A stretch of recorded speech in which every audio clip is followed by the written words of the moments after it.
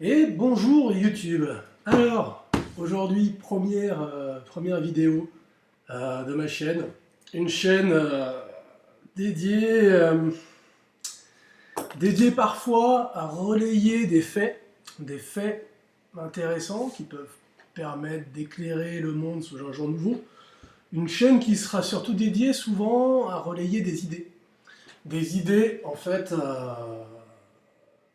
issues de faits souvent accessibles à tout le monde, mais interprété d'une autre manière, puisque la compréhension du monde, à mon avis, n'est pas qu'une question d'information, surtout une question d'interprétation de l'info.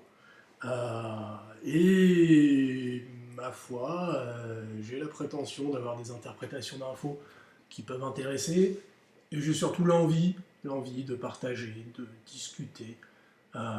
J'aime le débat personnellement, et j'ai envie de vous partager quelques idées. Alors aujourd'hui, Première vidéo. Euh, je voulais vous parler de l'Afrique. De l'Afrique, de l'immigration, de l'aide au développement. Voilà. Personnellement, me situant à l'extrême droite de l'échiquier politique, je me suis beaucoup intéressé au programme de Marine Le Pen. Et une idée dans son programme paraît tout à fait logique. Il s'agirait, pour freiner l'immigration, puisque l'immigration massive n'est pas possible à long terme, n'est pas souhaitable, n'est pas soutenable, pour freiner cette immigration, l'idée consiste à aider l'Afrique à se développer. Donc déjà, on voit que le programme de Marine Le Pen, pour ceux qui ne le connaissent pas, je vous invite à le lire, est souvent tout aussi social que le programme des socialistes, et même plus. Parce que le programme des socialistes, concrètement, ça consiste surtout à foutre la merde en Afrique, laisser les Africains se débrouiller pour arriver à pied jusqu'à chez nous en payant les passeurs et les mafias, en étant soumis à la loi du plus fort tout au long de leur trajet, y compris une fois arrivés sur le territoire national, puisque dans les jungles à Calais, c'est pas la police qui fait la loi, et en ne leur promettant aucun avenir, si c'est se faire exploiter dans des usines ou sur des chantiers du BTP, de façon à faire baisser les coûts du travail. Si ça c'est socialiste, en tout cas c'est certainement pas social. Bon, donc, programme du FN et d'autres, aider l'Afrique à se développer pour couper à la racine les raisons qui donnent envie à ces masses considérables d'immigrés africains de venir s'installer en Europe. Très bien. Sauf que ça pose un petit problème, sur lequel j'ai réfléchi pendant un moment, et c'est l'objet de ce que j'ai envie de partager aujourd'hui. Déjà, l'aide à l'Afrique. L'aide à l'Afrique, elle existe déjà. Excusez-moi, je vais juste allumer cette lumière. Voilà. Je pense que ce sera peut-être pas plus mal pour l'éclairage. L'aide à l'Afrique, elle existe déjà. Elle existe déjà, et elle est déjà énorme. Les États aident l'Afrique. Quelquefois, ils y foutent la merde aussi. C'est sûr qu'on pourrait faire nettement mieux, mais bon, quand ils foutent pas la merde, ils aident aussi. Les ONG aident l'Afrique énormément. Des milliards et des milliards, chaque année, partent de l'Europe et des États-Unis en direction de l'Afrique. Ce dont on parle moins, les Africains eux-mêmes aident l'Afrique. J'entends par là des quantités faramineuses, des quantités difficilement chiffrables, mais extrêmement importantes, de ressortissants des pays africains, immigrés en Europe et aux États-Unis, travaillent en Europe et aux États-Unis, souvent au SMIC, pour ce qui est de la France, parce qu'en Allemagne, par exemple, il y a un SMIC, c'est pas le SMIC français. Aux États-Unis, il n'y en a pas de salaire minimum, donc comme ça c'est réglé. Ils travaillent, en tout cas, ils sont en général pas payés cher, de toute façon c'est bien pour ça qu'on les fait venir, les immigrés, hein, c'est pour faire chuter les coûts du travail, donc ils occupent pas... Actuellement, ils n'occupent pas encore des postes très bien payés. Et surtout pour les mêmes postes, ils sont moins bien payés que les habitants de souche des pays concernés. C'est pour ça qu'on les fait venir. Et énormément de ces ressortissants africains nourrissent leur famille, en fait. Nourrissent la famille au pays en envoyant chaque mois une part importante de leur salaire. Et c'est vrai qu'un éboueur congolais qui travaille à Paris, alors les éboueurs en plus ne sont pas payés au SMIC, ils touchent plutôt dans les 1500 € par mois, quelque chose comme ça, hein. Spécialiste, mais je sais qu'ils sont bien mieux payés que le SMIC. J'ai un ami éboueur, il n'est pas congolais, il est blanc, il est éboueur. Lui conduit le camion et touche, je crois, 1500 net. Donc un éboueur congolais peut tout à fait vivre en France avec 800 € par mois et envoyer quasiment la moitié de son salaire en Afrique, où là, ça va faire vivre 10-15 personnes. Hein. Il fait vivre sa famille, c'est pas la famille française, nucléaire, le papa, la maman, deux gamins. Hein. Plutôt le papa, la maman, la maîtresse, les cousines, les grands-parents, et puis les 12 enfants. Hein. Ça, c'est un schéma extrêmement classique. Et ça représente aussi des milliards et des milliards qui partent des pays européens et des États-Unis vers les pays d'Afrique. Pareil pour le Maghreb, hein, d'ailleurs. Tous les Maghrébins, quand ils retournent au bled, que ce soit pour les vacances ou autre, dès qu'on va faire une visite au pays, que ce soit vers le Maghreb ou vers l'Afrique noire, qu'est-ce qu'on fait? On y va aussi avec des cadeaux. Des cadeaux que les gens ont achetés avec leur argent propre, qui sont des vêtements, des équipements, des ustensiles, des casseroles, des horloges, souvent des vieilles bagnoles aussi, voilà. Donc, l'aide vers l'Afrique, elle est énorme. On parlait de voitures, les voitures qui vont en Afrique sont souvent données pour rien en France, parce que pour nous, elles sont bonnes pour la casse, et elles vont en Afrique avoir une deuxième vie, et même une troisième et une quatrième vie.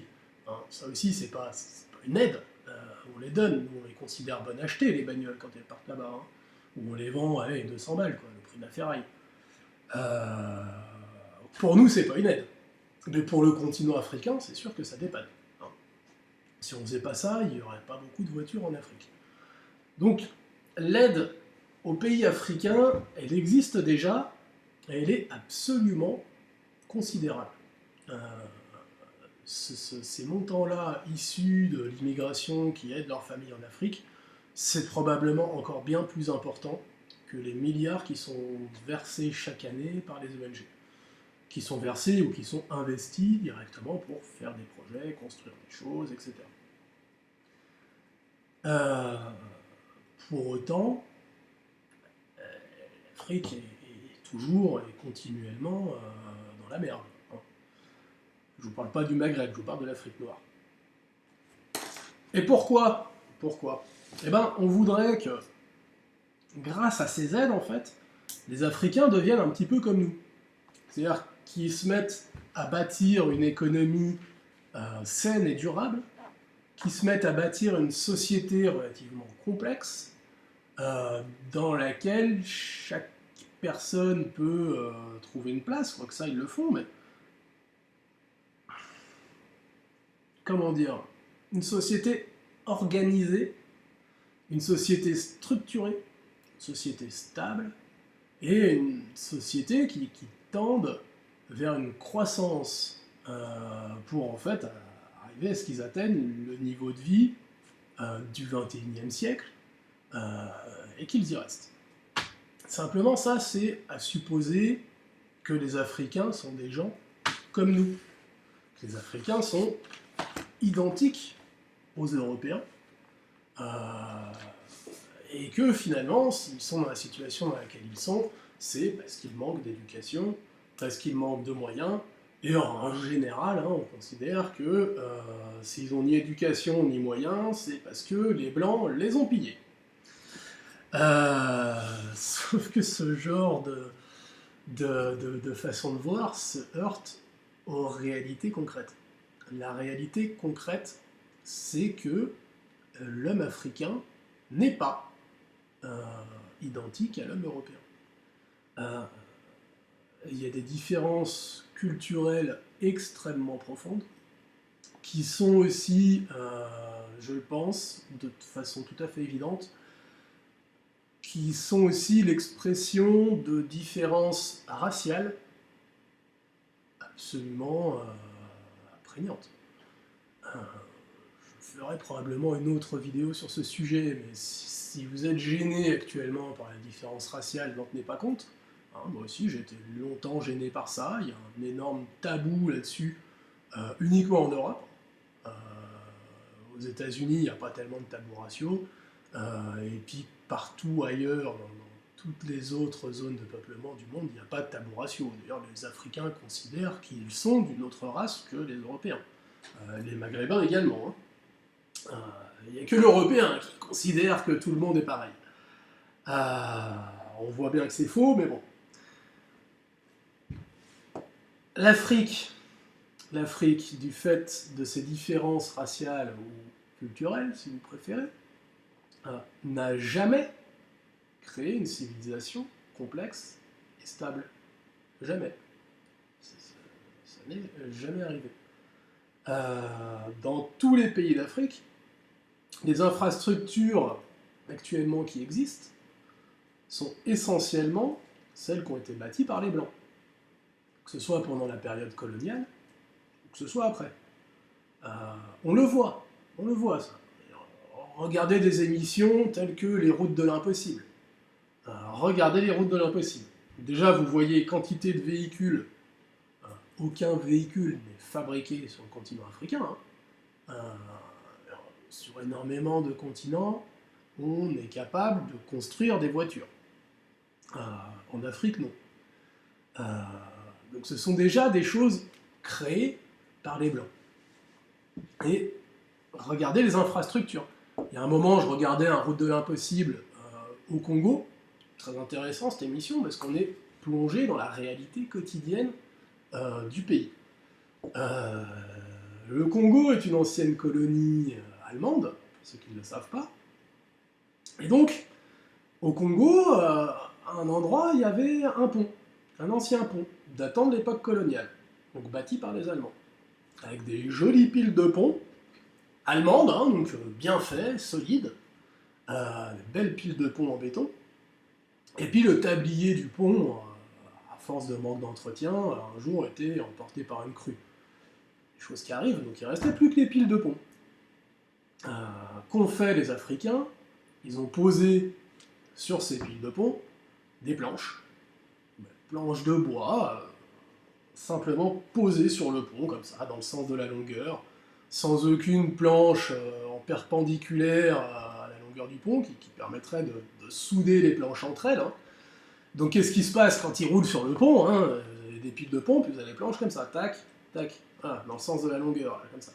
Qu'est-ce qui se passe quand on roule dessus? À un moment donné, une roue passe entre deux planches, hop, les planches s'écartent, la roue se fout dans le trou, et les véhicules restent bloqués au milieu du pont. D'ailleurs, ce pont était complètement inaccessible aux voitures, il n'y a que les motos qui pouvaient passer dessus. Il s'était utilisé tous les jours. Hein. Il passait des fois à 3 sur une moto, des motos avec des cagettes derrière pour essayer d'avoir à peu près autant de contenance qu'avec un coffre de voiture. Plusieurs villages se situaient après ce pont, qui était leur seule route d'accès. Ils se ravitaillaient par là uniquement avec des motos. Personnellement, j'ai fait un peu de charpente. Laissez-moi une scie égoïne, un marteau, des clous et 2 jours de travail, et avec les planches qui étaient posées déjà sur le pont, les matériaux qui étaient là, il y avait déjà moyen de faire un tablier de pont qui allait tenir, qui allait pas forcément être emporté par le premier orage qui passe, et surtout qui ne se seraient pas écartés sous les roues des motos, parce que là, toutes les 10 motos qui passent, il y en a une qui se casse la gueule. En plus, c'est extrêmement dangereux, il y en a déjà plusieurs qui se sont cassés des jambes avec ça. Voilà. Ça se voit que c'est dangereux, je sais plus s'ils ont dit qu'il y avait des accidents, mais ça se voit très bien. D'une façon générale, la vie est assez dangereuse en Afrique. Hein. Pourquoi est-ce que à un moment donné, il n'y a pas 2 ou 3 des villageois qui dépendent chaque jour, au quotidien, qui dépendent de ce pont pour vivre, qui seraient venus et qui auraient, avec un peu de corde, quelques coups, assembler correctement les planches de bois pour faire un tablier de pont qui tienne. Pourquoi? Parce que le schéma africain ne consiste pas, comme chez nous, à dire on va travailler aujourd'hui pour pouvoir profiter demain du fruit de notre travail. De façon allégorique, c'est-à-dire on va travailler pendant 2-3 jours pour pouvoir profiter pendant toute une année du nouveau tablier de pont qu'on aura construit qui va tenir peut-être une année entière. Ensuite, bon, un tablier de pont en bois posé sur des piles en béton et fait avec les moyens du bord, c'est sûr que quand il y a une grosse crue, ça va partir. Ça va tenir un moment. Donc le schéma africain, c'est beaucoup plus la cigale par rapport à la fourmi. Le schéma africain, ça consiste à profiter aujourd'hui de ce qu'on a, et on verra demain. On verra demain comment on fera. Donc chaque jour, on se débrouille pour se nourrir jusqu'au lendemain. Donc, à aucun moment, on ne va investir pour construire une infrastructure qu'on va pouvoir exploiter par la suite. C'est quelque chose qui n'entre pas dans le schéma. Ça se voit très bien d'ailleurs, parce que on peut toujours dire, oui, aujourd'hui, les Africains n'ont pas les moyens de construire des ponts tels qu'on les fait chez nous. Oui, les Africains n'ont pas les moyens de construire le viaduc de Millau, qui fait plusieurs kilomètres de long, qui a nécessité des études d'ingénieurs, etc. Mais il y a 1000 ans, on construisait déjà des ponts chez nous.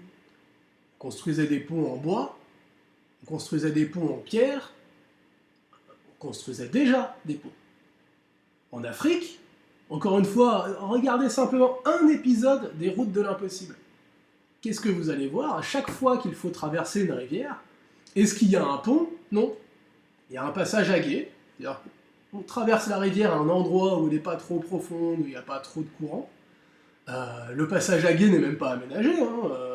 Chez nous en Europe, un passage à gué, c'est empierré, c'est bétonné, il y a quelque chose. Là, non, on roule dans le lit de la rivière et on traverse comme on peut.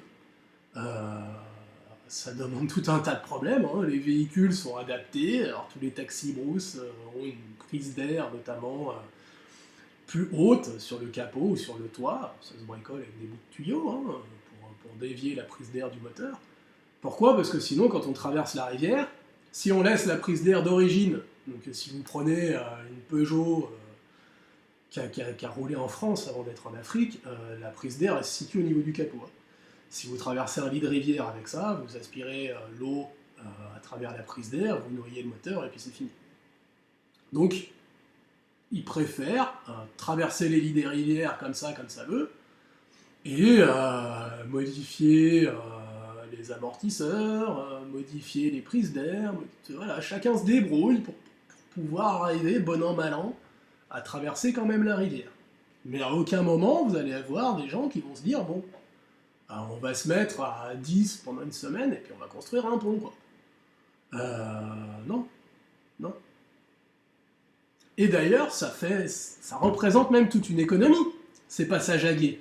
Parce que par contre, vous avez toujours une dizaine de paysans qui sont dans le coin, et qui vivent à moitié d'un petit peu de culture ou d'un petit peu d'élevage, et à moitié des pourboires qu'ils ramassent. Parce qu'à chaque fois qu'il y a un passage à gué, il y a régulièrement des véhicules qui s'embourbent, il y a des mecs du coin qui viennent pour pousser le véhicule, hein, à la force de l'homme, hein, en l'Afrique, même la domestication de la force animale, qui est encore pas vraiment acquis, ce truc-là.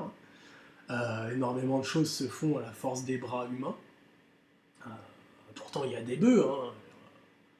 On peut avoir des bœufs dans plein de pays d'Afrique, on peut voir des bœufs. On serait en Thaïlande, les gens auraient peut-être le réflexe de venir attacher un bœuf à l'avant du camion pour tirer. Non, en Afrique, non, ils vont se mettre à 10 et ils vont pousser. Le chauffeur du camion va donner un pourboire qui va permettre aux paysans en question de manger jusqu'à demain matin. Donc à la limite, s'ils construisent un pont, ça leur casse leur économie de cigale. Parce qu'il y a deux façons de faire, soit on est cigale, soit on est fourmi, mais on peut pas faire les deux à la fois. Voilà, donc une différence culturelle énorme. Résultat de ça, l'Afrique n'est pas adaptée pour devenir un jour quelque chose de stable et de pérenne. Donc les subventions qui visent à permettre aux Africains de transformer leur mode de vie pour finalement faire quelque chose qui nous ressemble, c'est illusoire. C'est complètement illusoire. Ça n'a jamais existé et ça n'existera jamais. En fait, la réflexion à laquelle je suis arrivé, notamment en regardant des routes de l'impossible, j'invite vraiment à le regarder, est la suivante. Si vous laissez l'Afrique aux Africains, vous les laissez se débrouiller seuls pendant 100 ans, 200 ans, 300 ans, peut-être en faisant du commerce avec eux, parce qu'a priori tout le monde fait du commerce avec tout le monde, et c'est pas forcément d'exploitation. Si vous avez peur de l'exploitation des Blancs, alors disons qu'on ne commerce même pas avec eux, pour être bien sûr qu'on les exploite pas, hein, parce qu'a priori, quand on commerce avec la Chine, les Chinois y gagnent, mais quand on commerce avec l'Afrique, il semblerait qu'on soit des vilains exploiteurs. Donc on les laisse complètement en vase clos. Revenez au bout d'un certain temps, je ne sais pas si c'est 50 ans ou si c'est 300 ans qu'il faut, vous allez retrouver tout simplement l'Afrique telle qu'elle était avant que l'homme blanc n'y arrive. C'est-à-dire que vous allez retrouver la brousse, des chasseurs-cueilleurs, une petite agriculture vivrière très peu développée, et vous allez retrouver le système, les parents font autant de gamins qu'ils peuvent, la médecine est quasiment inexistante, la moitié des gamins meurent avant l'âge de 10 ans, les gamins qui restent sont mis au travail dès qu'ils en sont capables et ne sont jamais éduqués, et puis surtout, jamais d'investissement pour l'avenir. À la limite, cette situation-là, c'était même la situation du paysan européen au Moyen-Âge. De faire 10 gamins, d'en avoir la moitié qui meurent, et puis ceux qui restent permettent de faire tourner la ferme. Ouais, c'est vrai, c'était la situation européenne au Moyen-Âge. Sauf qu'on produisait déjà des choses pour l'avenir. On construisait déjà des châteaux pour se défendre en cas d'invasion. On créait déjà des systèmes d'irrigation des champs. On avait déjà des outils complexes, une agriculture complexe. On créait des ponts. Le pont, c'est vraiment le symbole de l'investissement aujourd'hui pour en profiter demain. Hein, un pont, c'est vraiment révélateur, parce que il faut du temps et des efforts pour construire un pont. C'est plus simple de traverser la rivière directement. Sauf qu'à long terme, c'est plus simple d'avoir un pont.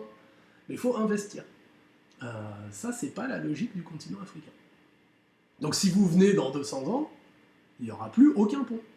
Pourquoi ? Parce qu'ils ne seront pas entretenus, ils ne seront pas réparés, il n'y en aura pas de nouveaux qui se transféreront, et ceux qui sont présents, qui ont été légués par les colons ou par les ONG, vont finir par péricliter, puisqu'ils ne seront pas entretenus.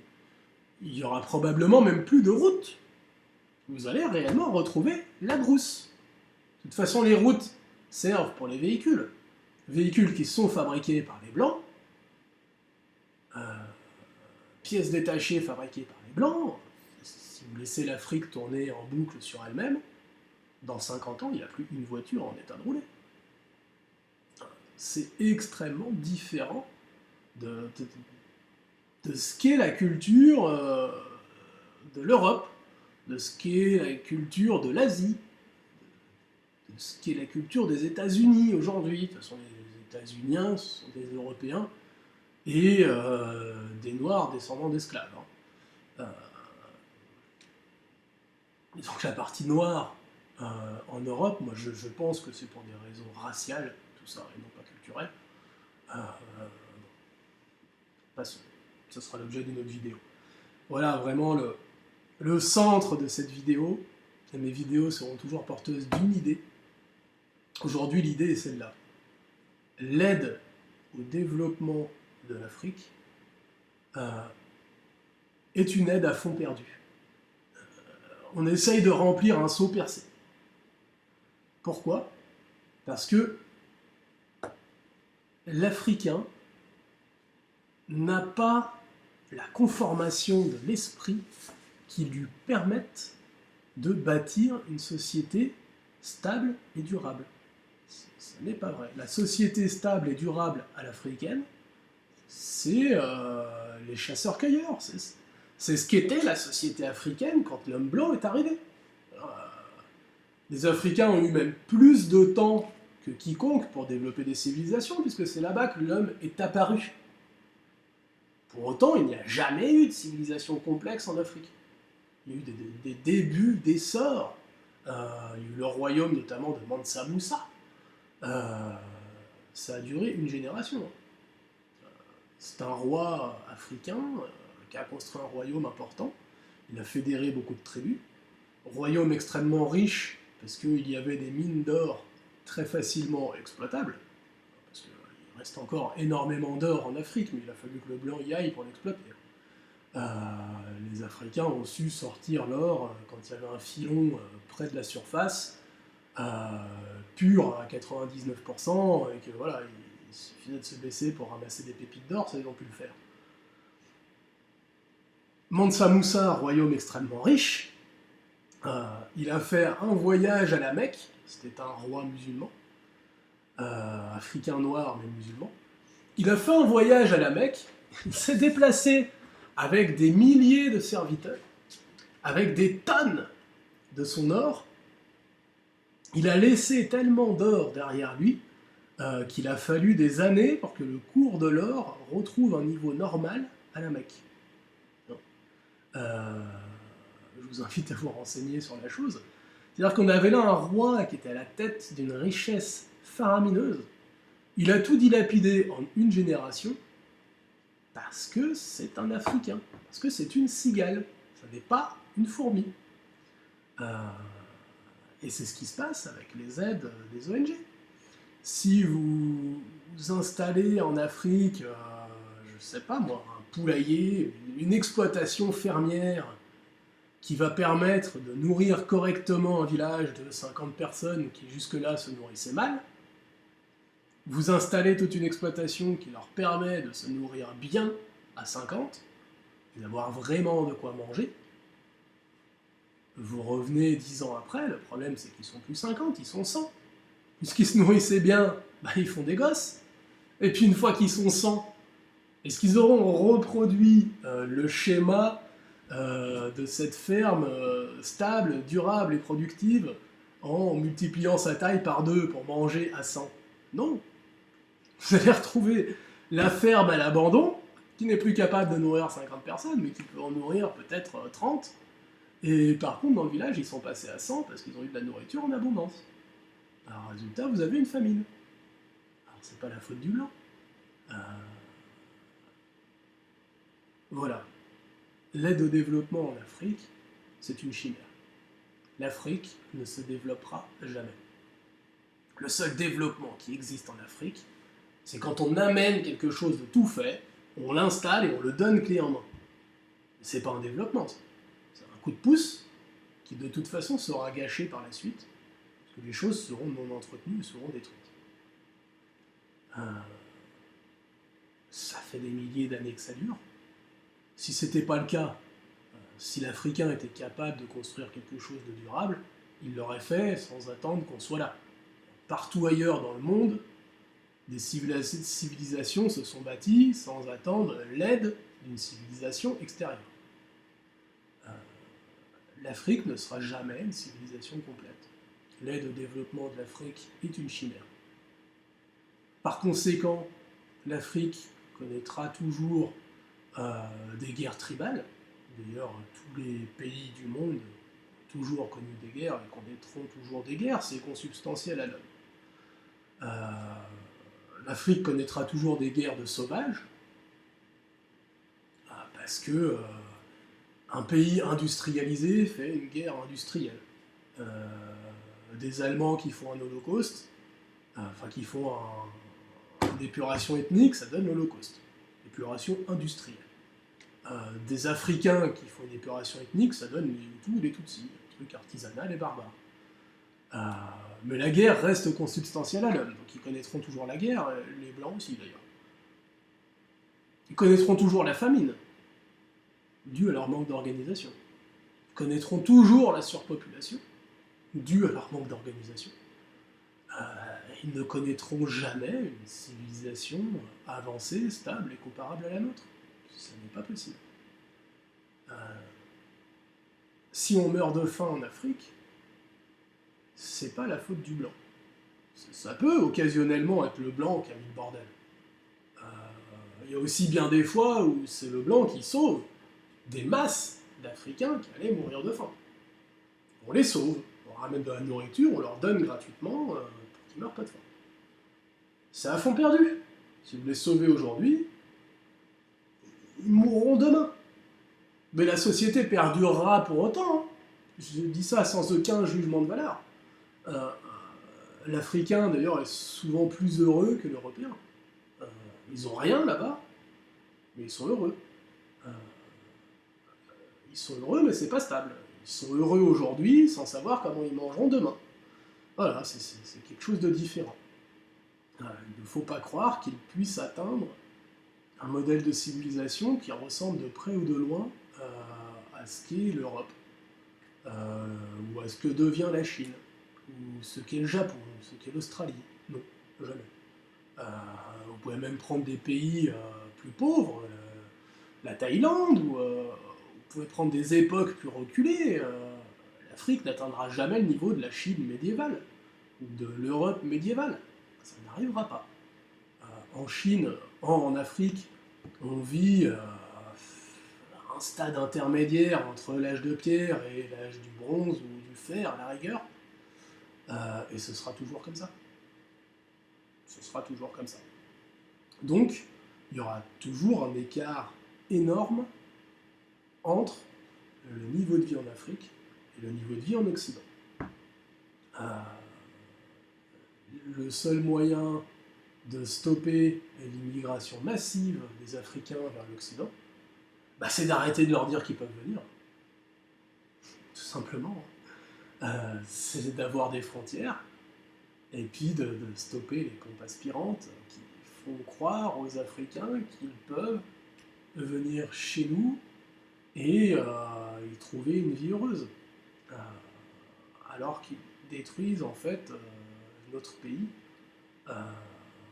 et qu'ils n'auront jamais la vie à laquelle ils ont peut-être pu aspirer. Ce sera meilleur pour tout le monde. Voilà, c'était l'objet de cette première réflexion. À bientôt pour une nouvelle vidéo. Ciao.